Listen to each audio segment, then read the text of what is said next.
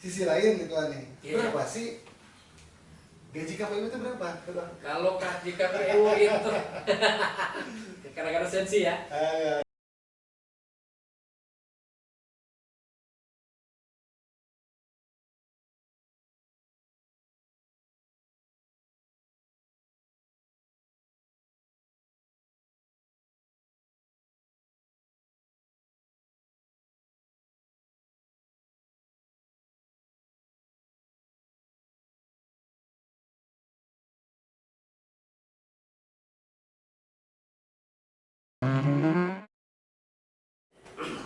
Kan komisioner itu 5 tahun. Masa kerjanya, kerjanya. mereka kontrak gitu. Sementara pemilu itu anggap saja pemilu dan pilkada ya, pemilu pilkada kan pemilu juga. Iya Itu satu kali. Iya betul.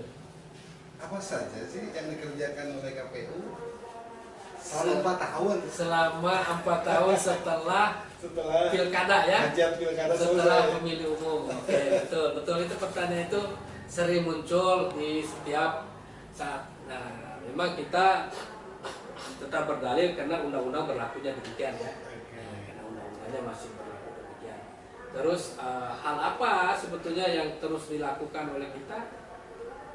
Kan jadi begini. Bagi KPU non, disebutnya kita ini KPU non tahapan pilkada.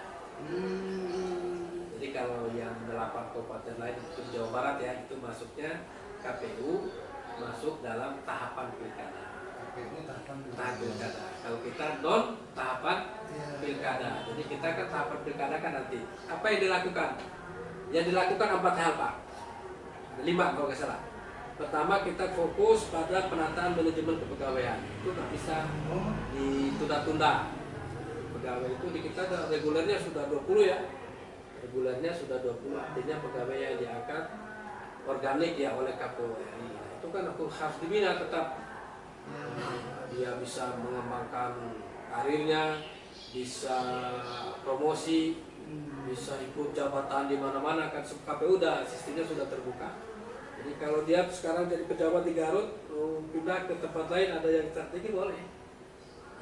Boleh ya, boleh. Misalnya sekretaris di Kabupaten Tasik, misalnya kota Tasik mengalami kekosongan, boleh.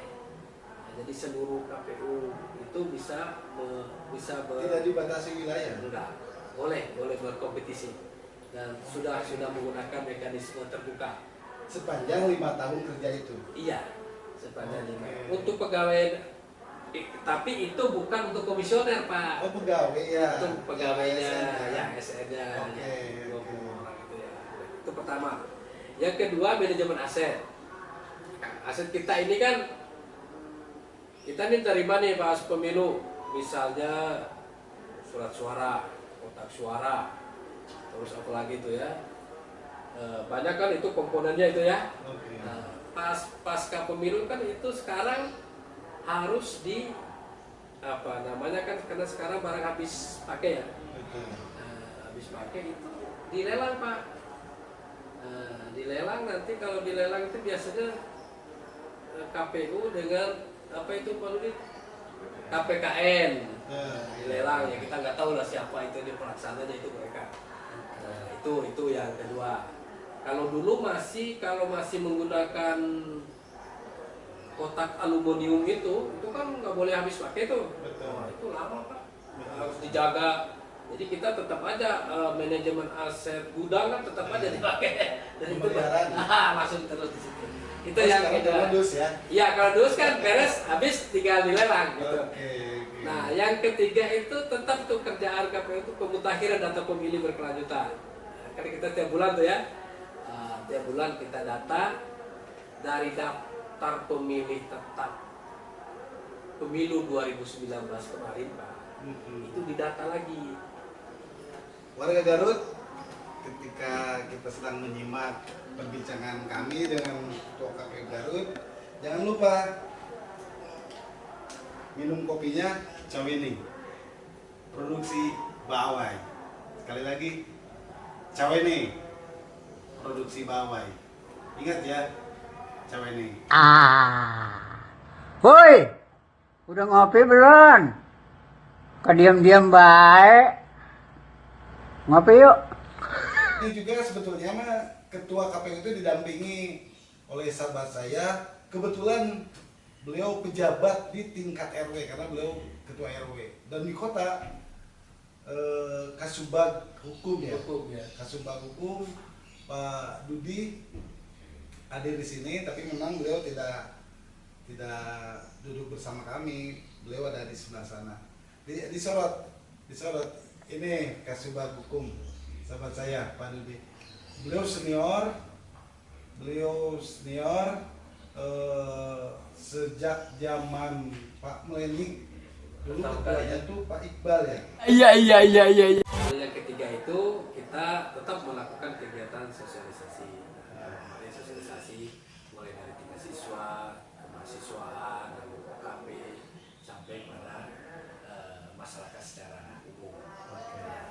Lalu yang terakhir ini yang tidak kalah penting adalah dalam masa KPU non tahapan ini termasuk Kabupaten Garut, kita tetap melakukan memproses kalau bila terjadi pergantian antar waktu anggota DPRD kabupaten. Cukup dipahami ya. Sisi lain gitu nih. Iya. Berapa sih gaji KPU itu berapa? Kalau di KPU itu kadang-kadang sensi ya. Karena KPU itu tidak digaji katanya. Oh, bukan gaji ya. Tapi namanya uang kehormatan. Jadi selama dia terhormat Pak dikasih insentif, kalau sudah tidak terhormat ya dicabut. Tidak, namanya uang kehormatan. Uang kehormatan bukan gaji. Bukan insentif, bukan. Insentif. Jadi selama dia terhormat, kalau udah nggak terhormat tidak terhormat tuh maksudnya kalau dia sudah dicabut kehormatannya oleh DKPP sudah selesai, dia bisa selesai.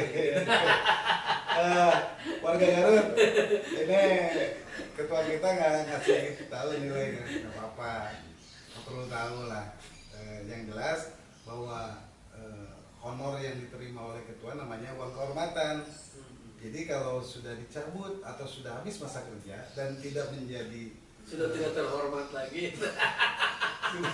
sudah tidak menjadi anggota KPU lagi ya tidak terhormat.